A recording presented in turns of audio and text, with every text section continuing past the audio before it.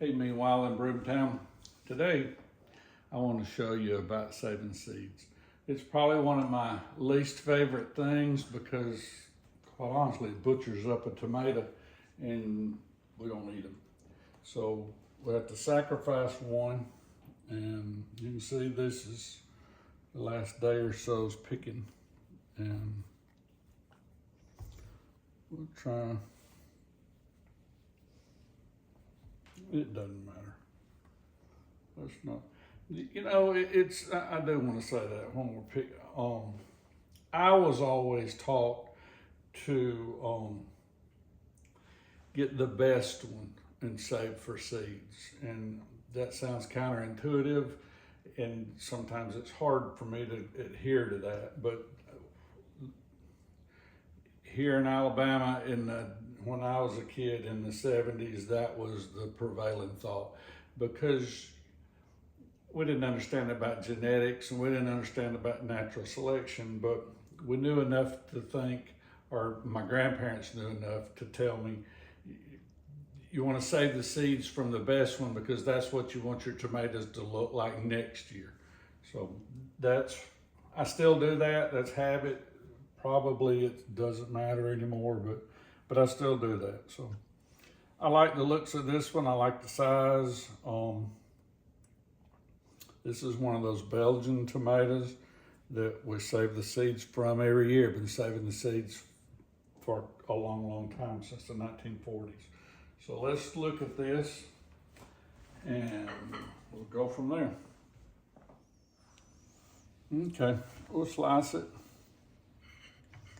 open, and you see the seeds in these. I don't know if it's better to slice them long ways or short ways, or just do what you want. The end result is pretty much going to be the same. And we'll make a big pile of these, and then we'll start separating them and doing that. But you see how they lay in there? And it's kind of like when you get roe, like fish eggs and stuff. I just take my hands and pull that pocket of seeds out. And then we'll come over here and do another one. Cut that big core out of it. And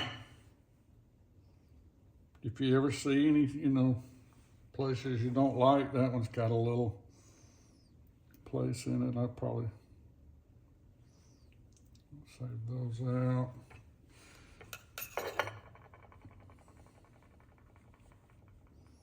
Like I said, we'll clean them up in a minute, but this is just getting the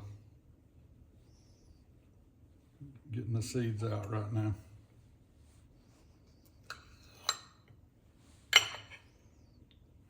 I don't know if can you get the camera in there and show?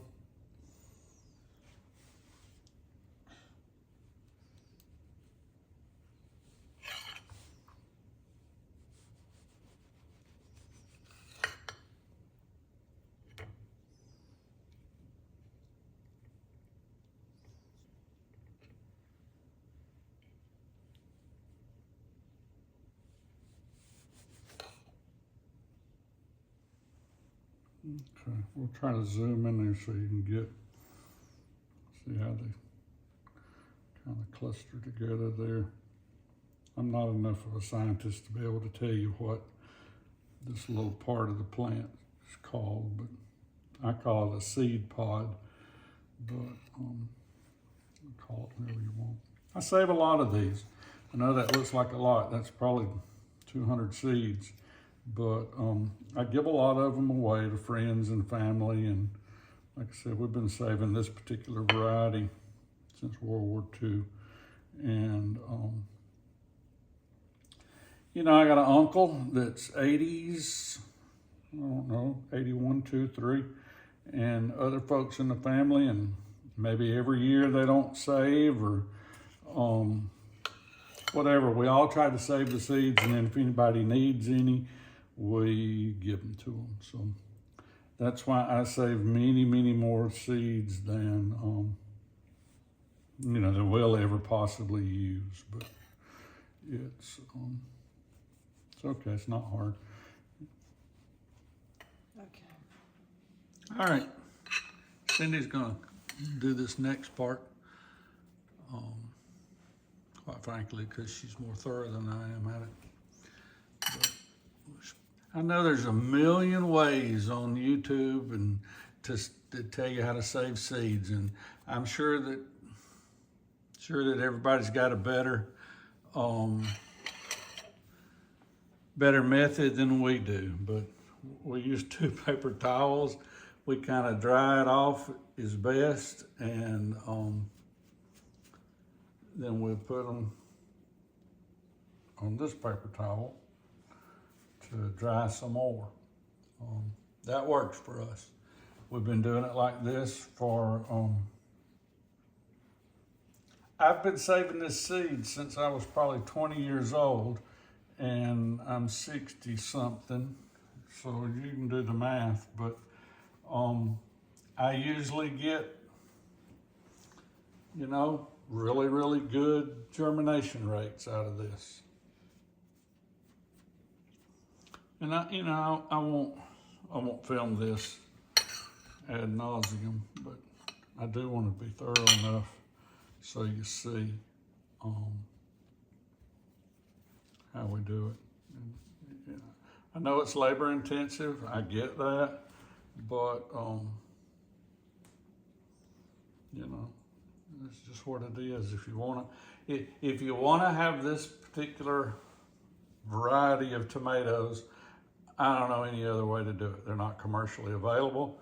You're never going to buy these in a pack, and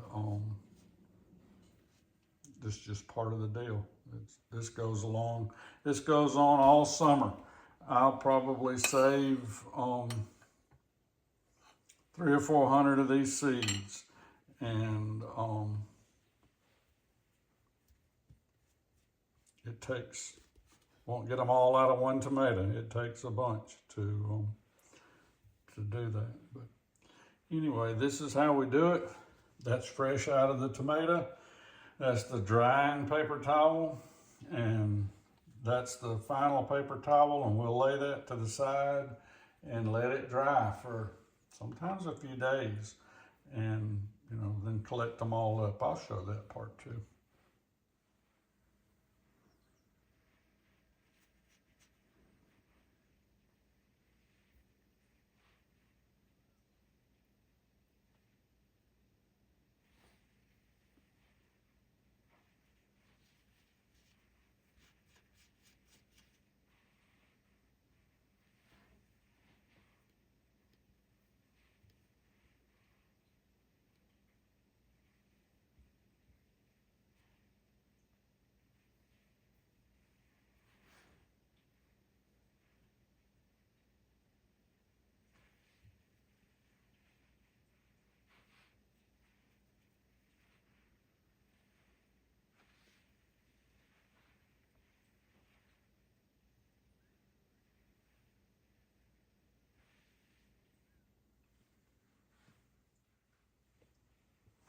Okay. Okay, see, some of these have dark Get in there where I can see it. spots on them. So those we don't save. I think that they got nicked with the knife when you split the tomato. So I just save the ones that are whole, that I know that they're whole and I can see both sides, and they're all white all the way around, or cream colored. Okay, so if they're dark or nearly black or got spots, we don't keep those. If they look like that, that's what we're looking for. You got a black one? Mm-hmm. Yeah, see, it may not be an imperfection in the genetics. It just may be mold, or, you know, overripe, or whatever. I guess what I'm trying to say is we do some selection when we're doing this. We just don't blindly do every seed. Well, they just look different. Yeah, they just look different. And we always have really, really, really good germination rates with this. I mean, really good. We end up, most of the time we end up in the, 90s as far as the percentage of germinating. So something's working. Like I said, if you got a method different, that's okay too. But if you don't, this one's worked for us for a few decades.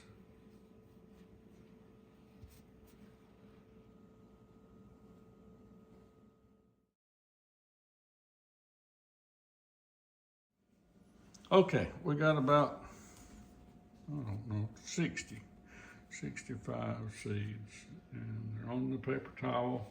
They're pretty clean, and no dark ones were saved. And we'll take this that you're looking at and then let it dry for probably a couple of days, just to make sure they're good and dry, because you don't want to put wet seeds up in a closed container. They'll mold. So we're going to let these get really, really dry, and we'll put them in an envelope, or we'll put them in a little canister. I'm old enough to remember when like 35 millimeter film came in those little canisters. I've used that.